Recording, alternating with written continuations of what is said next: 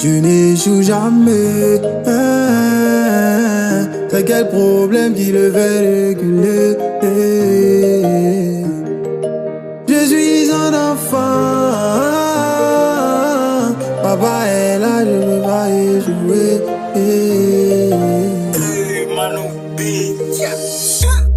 Dieu n'échoue jamais. C'est quel problème qui le fait reculer? Il ne ment jamais. C'est quelle promesse il peut pas assumer. Je suis son enfant.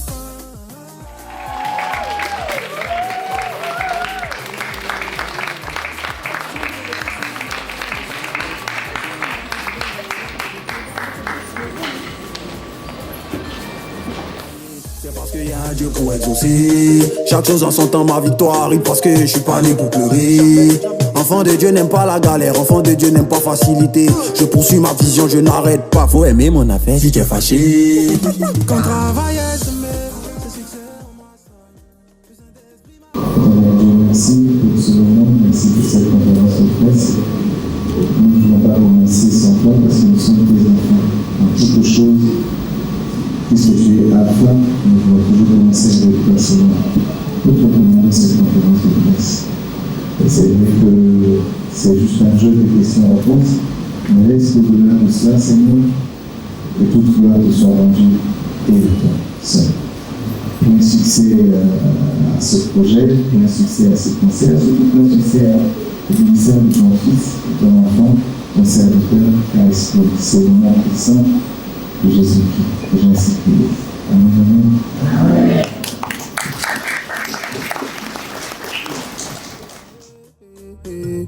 Mais ils ont vaincu, pour réussir faut être têtu. Moi aussi je vais payer ma voiture. Je sais qui je suis donc je m'inquiète plus. KS Bloom, artiste musicien ivoirien qui ennoblit le gospel urbain en Afrique francophone, séjourne dans la capitale économique Pointe-Noire, dans le but de livrer un concert live organisé par Light Events ce dimanche 7 août 2022 au canal Olympia de Mbita. Ici, nous sommes à l'OCH, lieu Rocher des Âges, pour la conférence de presse prélude au concert. Un moment important pour l'artiste de remercier les Ponténégrins pour ce bon accueil qui lui a été réservé. Ça fait plaisir d'être ici. Comme je dis, j'ai un côté congolais parce que j'aime beaucoup. Voilà, et ça se sent dans mes chants et tout. Et voilà, c'est toujours un peu stressant de prendre la parole devant tes frères d'une autre nation. Parce que tu ne sais pas, il y a quelque chose peut-être que tu vas dire qu'ils ne vont pas apprécier. Donc tu es stressé, tu veux vraiment bien parler. Mais comme je vois même les visages déjà assez coincés, ça me stresse davantage. Est-ce que vous pouvez sourire, s'il vous plaît? Hein? On peut acclamer. Est-ce que...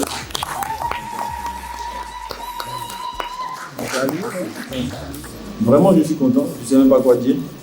Je suis content d'être là. On m'a accueilli chaleureusement. Je pense qu'on ne peut pas demander plus que ça quand on se déplace. C'est la seule manière qu'on a de savoir qu'on est en famille.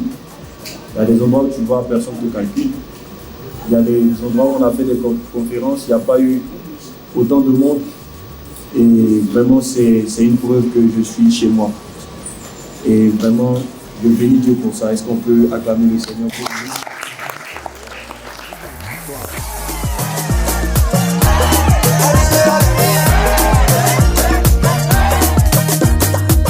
Si problème vient crier sur toi, rappelle-lui qui est ton papa. Enfant de Dieu ne lutte faire en bas. Jeez.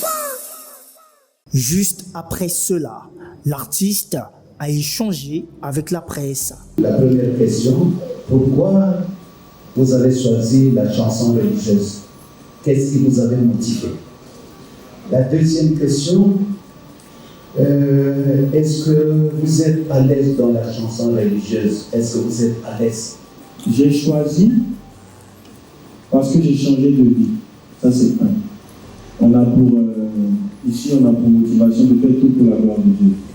Et donc, je me suis dit, ce que je sais faire, c'est rapper, c'est chanter. D'accord, Dieu le faire pour le Seigneur. Et c'est là où ça nous a conduit ici aujourd'hui. Donc, ça a été déjà par désir de glorifier Dieu avec mon talent. Et la motivation, c'est que les gens ont besoin de Dieu. Donc, je chante Dieu pour que des gens puissent ressentir, combler le vide qu'ils ressentent en vrai. Parce que tu vas chanter quoi pour remplir le cœur des gens, si ce n'est pas Dieu? Chante quoi? Tu vois un peu? Donc c'était ça la motivation. Je veux dire, aujourd'hui, ma plus grande fierté, c'est que au travers d'un petit bout de chant, des gens ont accès au paradis. C'est ce que j'ai dit d'habitude. C'est que tu écoutes une chanson d'évangélisation comme en enfer, on va aller. Tu vois, ça te. Si tu captes le message, automatiquement, ça peut te faire tiquer. Tu dis, oui, c'est vrai, il faut que j'aille au paradis parce que j'aime les bonnes choses, il n'y a pas ça en enfer, tu vois. Et tu peux accepter le Seigneur juste à cause de 2 minutes de Dieu.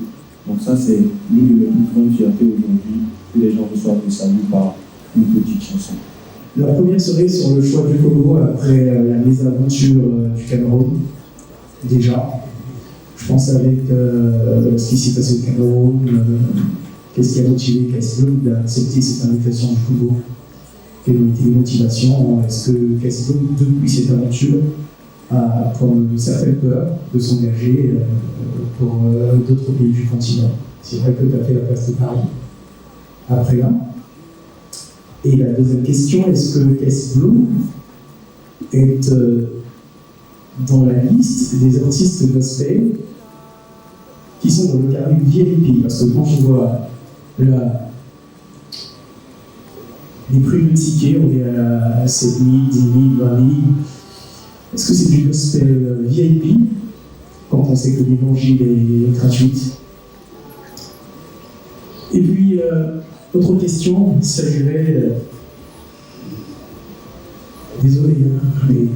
Non, allez-y. Voilà, c'est très important. Aujourd'hui, la musique gospel congolaise est influencée par celle de la RDC. C'est-à-dire qu'ici, c'est plus les chanteurs de la RDC qui influencent le plus. On a nos chanteurs gospel qui sont là, mais la musique de la RDC a beaucoup d'influence. Est-ce que cette musique influence aussi la musique de Cassie Bloom? Tout à l'heure, j'étais là bien avant, et j'ai écouté quelques titres de toi, il y a des titres en lingala. Donc, je voudrais bien savoir si cette musique de la RDC aussi a influencé sur ta carrière musicale. Merci. Je vais commencer avant Kais, à partir de la mésaventure du Cameroun, et puis pourquoi nous pas se retrouver ici au Congo. C'est vrai, c'est une des aventures que nous avons vécues, mais c'est ignorant la vie des hommes. Ça peut bien se passer quelque part et ne pas bien se passer dans un autre endroit, et on n'apprécie pas les gens par rapport aux expériences des autres. Et nous avons été contactés par l'AIT Event, qui est une structure événementielle, c'est vrai, qui commence dans ce domaine.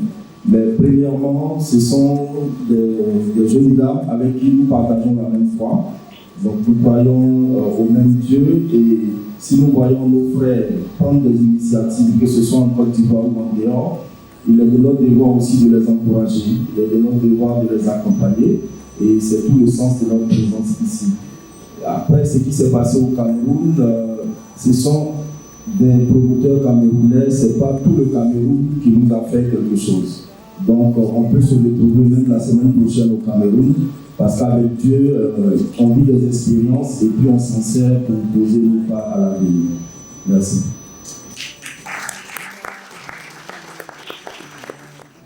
Quand le Seigneur a dit qu'il faut donner gratuitement ce que tu as reçu gratuitement, et ce que tu n'as pas reçu gratuitement, tu fais comment? Il faut comprendre la parole. D'accord? Ils n'ont pas reçu la salle, le canal Olympia gratuitement. Ils n'ont pas reçu la sono, les chaises gratuitement. Ils ont payé les billets d'avion, bien sûr, déplacer tout un staff pour qu'ils puissent se retrouver. Et je pense que c'est des choses à encourager. Il faut semer dans ce genre de... Parce que c'est cette mentalité qui fait que souvent les chrétiens n'osent pas faire de bonnes choses. Parce que des personnes vont se tuer à la tâche, s'entêter pour venir rendre gloire à Dieu. Et nous, derrière, on reste dans cette affaire de gratuité. Ce n'est pas gratuit. Ce qu'ils ont fait, c'est des charges. Donc, le prix des tickets, c'est pour les aider à pouvoir s'en sortir après le spectacle. Donc, ce n'est pas l'évangile VIP.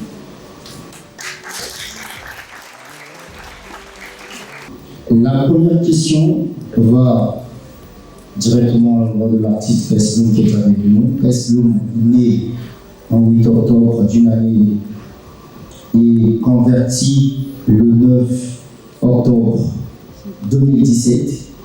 Quel est donc, est-ce qu'il y a un, je vais dire un mysticisme, si vous voulez, sinon une particularité pour ce mois d'octobre chez vous? Et aussi la deuxième question, sinon, oui, la deuxième, je vais parler plutôt de ces deux remixes avec Chidima, qui d'ailleurs va à plus de 2 millions de vues sur YouTube. C'est une performance assez forte et remarquable, c'est bien. Pourquoi avoir aussi remixé la chanson C'est Dieu au lieu de nous proposer plutôt une chanson ou un son inédit avec Chidima? La deuxième, c'était le fils avec Chidima. Pourquoi remixer au lieu de proposer un nouveau truc? Déjà parce que la chanson C'est Dieu, on a eu de grands témoignages dessus. C'est une chanson qui, pour les gens de l'esprit, savent de quoi il s'agit. Quand tu écoutes, que tu es disposé, ça te transperce. Donc je me dis, il faut porter cette chanson plus loin, pour que ça touche davantage de gens. Et même le peuple anglophone. Voilà, donc on est parti sur ce projet pour déjà pousser la chanson, que ça touche le maximum, et après travailler sur d'autres chansons. Là, on a un album de 21 titres, donc je pense que ce n'est pas les chansons qui manquent, on va toujours en faire. Voilà, maintenant la première question c'était les deux dates. Bon, là, ça me ramène un peu sur mon témoignage, parce que de base, moi, on m'a annoncé l'évangile quand j'étais plus jeune. J'étais en classe de 5e, je ne sais plus quel âge j'avais. Et à un moment, je faisais un débat religieux avec mon ami, il y a un de mes oncles qui passait, et il m'a dit, mais toi tu fais le débat religieux à ton âge, tu ne connais rien, tu n'as rien fait de la vie, c'est toi qui vas voir Dieu. Tu sais quoi de Dieu? Et ça veut dire que tu me tiens, il n'a pas tort, hein. J'ai encore rien fait. Hein? Donc cette parole-là m'a emmené à faire une prière au Seigneur. J'ai dit au Seigneur, Seigneur, laisse-moi voir ce qu'il a de l'autre côté. Ça c'est une prière vraiment risquée, je ne sais pas. J'ai dit au Seigneur, Seigneur, laisse-moi voir ce qu'il y a de l'autre côté. Une prière que je vous déconseille. Parce que ce n'est pas sûr de revenir. Voilà. Mais je lui ai fait cette prière-là quand même. Et je lui ai dit, attends, quand je vais avoir 18 ans, non, 19, non, 20, non, mais 21 ans, je reviens vers toi. Et j'ai fait cette prière-là, vraiment inconsciemment. On dit, c'est là où tu comprends que chaque parole que tu donnes au Seigneur, si ça vient du cœur, il prend en considération. Et il y a cette coïncidence-là avec mon anniversaire parce que je me suis converti le lendemain de mes 21 ans. Ce jour-là qu'on m'a annoncé l'évangile et que j'ai accepté Jésus. Voilà, donc c'est un peu ça. Vous avez eu à faire le featuring avec Chidima. Pourquoi avoir choisi Chidima?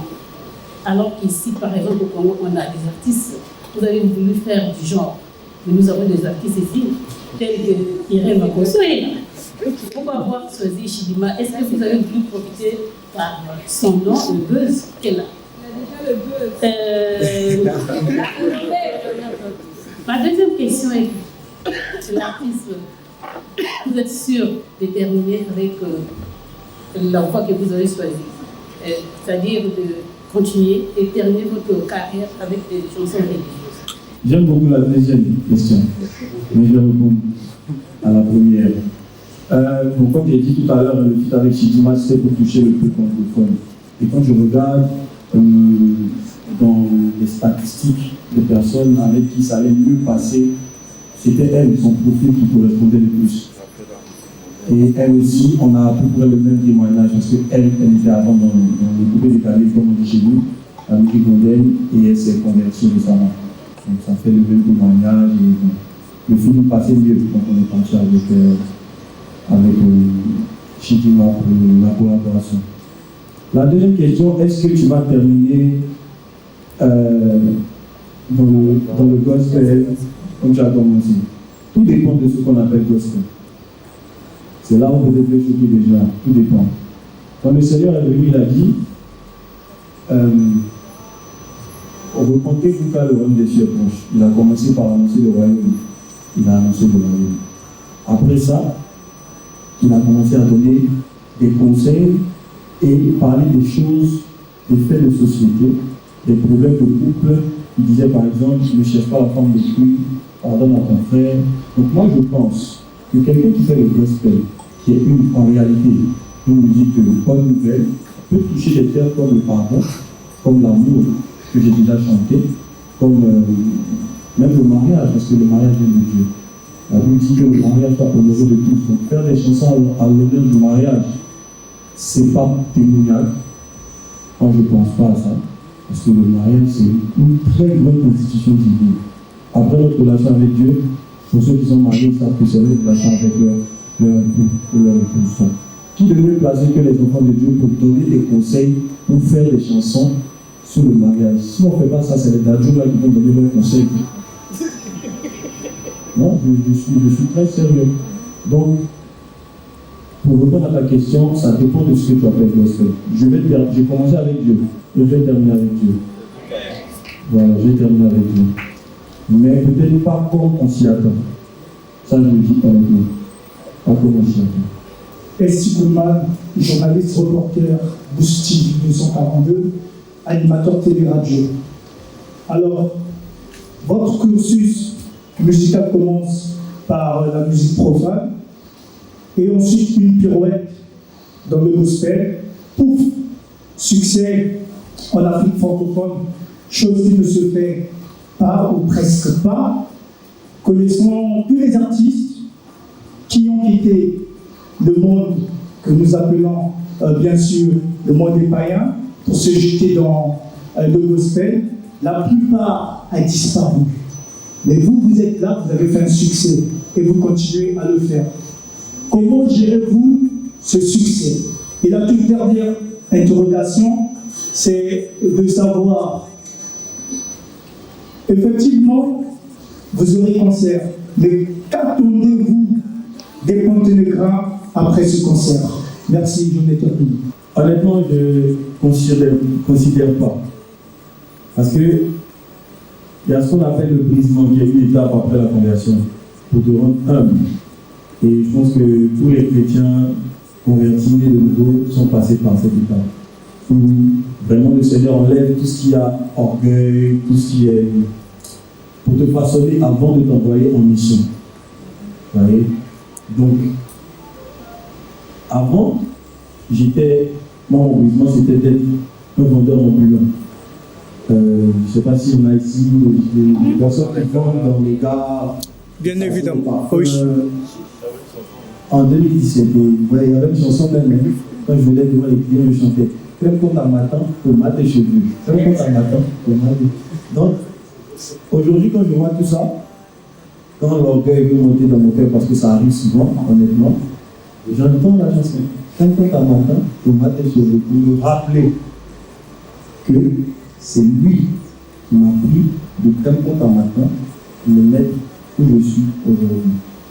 Tu vois, j'essaie vraiment de ne pas réaliser. Je vis comme dans un rêve. Je ne prends pas le temps de m'asseoir pour dire bon, voilà les statistiques que j'ai faites. Bon, à partir d'aujourd'hui, je suis. Tu vois, et quand je pense à ce que Dieu va me faire quand je vais être orgueilleux, ça me donne davantage envie d'être humble. Et ça m'encourage à rester où je suis.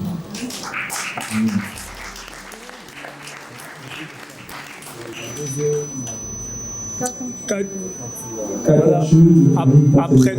Après le concert, c'est vrai qu'on a parlé avant et pendant le concert, mais j'aimerais avoir des réponses sur l'après-concert. Après le concert? Ah oui. Bon, un autre concert après? Non. Ah, ok. Oui, je m'attends à revenir. Okay. Voilà, je m'attends à revenir parce que ça va dépendre de l'accueil, ça dépend de qui est venu te regarder, combien les gens t'ont considéré. Tu vois, combien les gens t'ont considéré, qui sont venus te soutenir. Et c'est ça qui donne envie de revenir à un artiste qui a donné un spectacle quelque part. Il y a des endroits où tu pars presque, tu sens pas l'amour, tu sens que les gens sont là, c'est parce qu'ils sont venus et qu'ils sont venus avec voilà, donc ça va dépendre vraiment aussi la chaleur du public. Ma question est de savoir, dans le monde du gospel, disons, pas seulement dans le monde du gospel, mais tu sais quand même les choses de Dieu ont un goût, quand même tu sais. Quand on est dedans, quand on est impliqué, c'est inexplicable. Et forcément, dans ce monde, on tisse de grandes relations avec de grands hommes de Dieu. Je vais les citer entre deux, je vais dire le pasteur Marcelo, le pasteur Moïse Bille. Tout à l'heure, tu as parlé d'une femme dans ce monde dans lequel tu es, qui ne serait peut-être pas celle dont on s'imagine tous. Et moi, je suis en train de voir une femme qui pourrait peut-être te mettre devant du pupitre, pasteur, peut-être pas. Est-ce que tu y penses, toi, pasteur? Voilà, c'est ça ma question.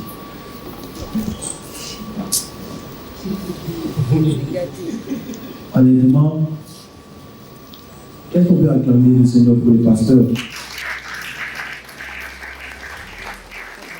Il faut vraiment respecter les serviteurs de Dieu. C'est pour ça que j'ai compris. Quand le Seigneur dit ne touchez pas à mes points, j'ai compris parce que c'est une charge énorme. Je ne peux pas comprendre. Tu n'as presque plus de vie. Hein. Tout le monde a le droit à l'erreur sauf toi. Tu vois, alors que tu es un être humain aussi. Donc vraiment, je ne veux pas devenir pasteur, mon frère. Mais tellement. Mais après, je n'ai pas le choix. Tu vois, si c'est là où le Seigneur m'emmène, je suis obligé. Mais il ne m'a pas encore dit ça. Donc, pour le moment, je chante. Merci. Moi, j'aimerais savoir, qu'est-ce qui a été plus difficile pour vous après votre conversion au christianisme? Et la deuxième question, vous faites partie des artistes libres par votre manière de faire. Est-ce qu'un jour, on pourra comme ça envisager Facebook en featuring par exemple avec Kérosène?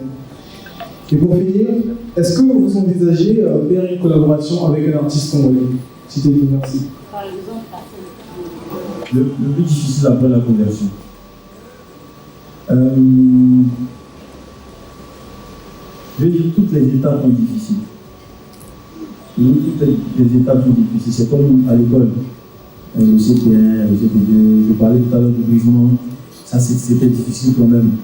Pour quelqu'un d'assez fier, hein, qui était quand même artiste, pas connu comme aujourd'hui, mais qui était artiste, se retrouve à proposer des produits cosmétiques à des gens que tu ne connais pas dans la rue, qui te reconnaissent. Je te dis qu'une fois, je suis tombé sur mon ex, mon frère. Hein? Maman, il y a un savon, je te regarde, c'est moi. Ah, Betty, c'est quoi? Donc, imagine le degré de souffrance. Mais, à chaque moment, on a quelqu'un avec nous. C'est là où je comprends la parole qui dit: je vis tout par celui qui me fortifie.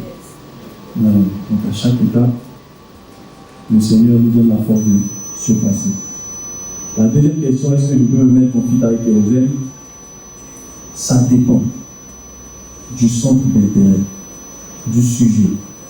Parce que si tu as quelqu'un qui veut se mettre avec toi pour glorifier Dieu, la Bible dit que tout ce qui est l'esprit ou l'éternel, si tu veux chanter Dieu avec moi, je ne peux pas t'empêcher. Et d'ailleurs, ça, c'est un concept qu'on a mis en place dans nos concerts, on invite tout le monde. Je ne sais pas si vous connaissez Fior de Dieu, je ne sais pas si vous connaissez Suspect 95, c'est mes frères qu'on est ensemble. Et ça, c'est un message que j'aime donner aux gens. Moi, je suis un disciple de Jésus, comme je dis. Avant de partir, il nous a donné un dernier commandement. Il dit, Jean 13, verset 34 à 37, il dit: je vous donne un commandement nouveau. Aimez-vous les uns les autres comme je vous ai aimé. C'est à cela qu'on reconnaîtra que vous êtes mes disciples. On reconnaît un disciple par l'amour qu'il a pour son prochain. Donc moi, je ne catégorise pas les gens. Le Seigneur a été patient envers moi. Je lui ai dit d'attendre que j'ai besoin, donc il a attendu, mon frère. Donc je ne vais pas voir quelqu'un dans le péché aujourd'hui qui a juste besoin qu'on patiente ou qu'on l'aide. Je vais le condamner parce qu'il ne veut pas changer aujourd'hui. Plusieurs parmi nous, le Seigneur les a poursuivis 30 ans, 35 ans. Ils sont convertis à 40 ans. Mais dès qu'ils sont convertis à 40 ans, toi, tu manges quelqu'un exilé là-dedans, en disant: oh, le feu sur toi, mon frère. Tu vois, c'est vraiment ce qu'on essaie de transmettre, c'est l'amour.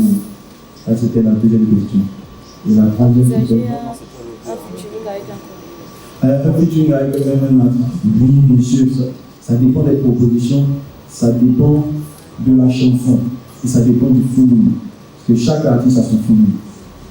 Tu vois, moi je suis plus tu vois, non, un peu jeune, tu vois, ça bouge un peu. Le côté urbain. Voilà, urbain. Là, je m'emmène sur un truc avec. Ouais. Déjà, j'ai un feat avec mon frère Isaac Bola de Kim. Donc, tu vois un peu, c'est le même esprit, donc ça. Voilà. Allez, que Dieu vous bénisse. Ça fait longtemps que moi je suis plus dans la pastorale maintenant, mais je tenais à vous féliciter. D'abord pour la qualité de votre travail. On a un peu peur parce qu'aujourd'hui la musique occupe une grande place dans la vie de nos jeunes. Et à l'église, ils ont leur musique aussi, parce que ça a été un combat. Nous, on s'est battu à l'époque, rapper à l'église, c'était pas facile. Nous, on a rappé à l'église, on nous a exclus, suspendus et tout, mais on a tenu bon. Et ma prière, parce qu'en fait, il y a l'expérience de Marco, moi aussi. Je crois que beaucoup de gens sont un peu inquiets. Moi, je suis venu aujourd'hui, je vous ai regardé. On peut se tutoyer ? Je t'ai regardé parler avec beaucoup de sagesse et avec beaucoup de profondeur. Je dis merci Seigneur, c'est ma prière. Et j'ai la ferme conviction que vous allez tenir et que vous allez combattre le bon combat de la foi jusqu'à la fin et remporter votre couronne. C'est ma prière. Et aussi, ce que je voulais dire, c'est que par rapport à l'appel pastoral, vous n'avez pas le choix. Et j'ai en face de moi un pasteur, justement, parce que le pasteur, c'est pas simplement la personne qui a une église, qui est en charge d'une église et qui prêche tous les dimanches et qui visite, qui prie pour les malades. Donc, vous l'êtes aussi parce que vos chants, c'est des prédications aussi. Je suivi la conférence, vous avez prêché, peut-être sans le savoir, mais vous avez apporté la parole. Chanter, c'est un don. Mais le don, chaque enfant de Dieu, j'ai beaucoup aimé quand vous avez dit que vous êtes disciples, parce qu'aujourd'hui on a plus des membres dans les églises et moins des disciples, alors que nous devons être des disciples parce que nous sommes des élèves, des apprenants, au pied du maître justement, pour grandir spirituellement jusqu'à atteindre sa stature parfaite. Et dans cet élan, quand je vous regarde, vous êtes un pasteur, parce que votre don de musique, qui n'est pas un ministère, est déjà au service d'un ministère. Vraiment que Dieu vous bénisse. Moi, j'aurais voulu donner ma vie au Seigneur à cet âge-là, mais nous, on s'est convertis à 45 ans. Mais vraiment que Dieu vous bénisse et c'était un plaisir de vous rencontrer. Que Dieu vous bénisse. Allô, yeah.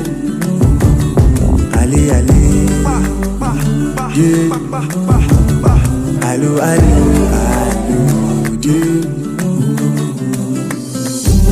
T'as fait de moi une œuvre d'art. Ne me demandez pas de.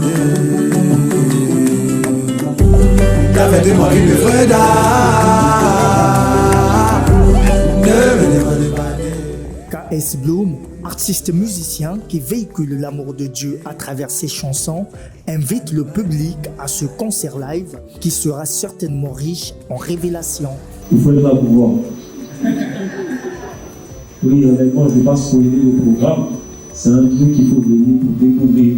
En tout cas, si tu as du temps libre, ça te. Voilà. Tu viens, tu passes, quand c'est après le culte. Alors, chacun aura le temps.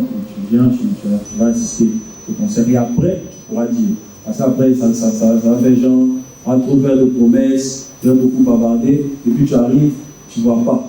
Tu vois. Donc il faut vraiment être là. KS Bloom est un artiste musicien qui œuvre depuis plusieurs années à annoncer la bonne nouvelle à travers la chanson, car Dieu siège au milieu des louanges de son peuple.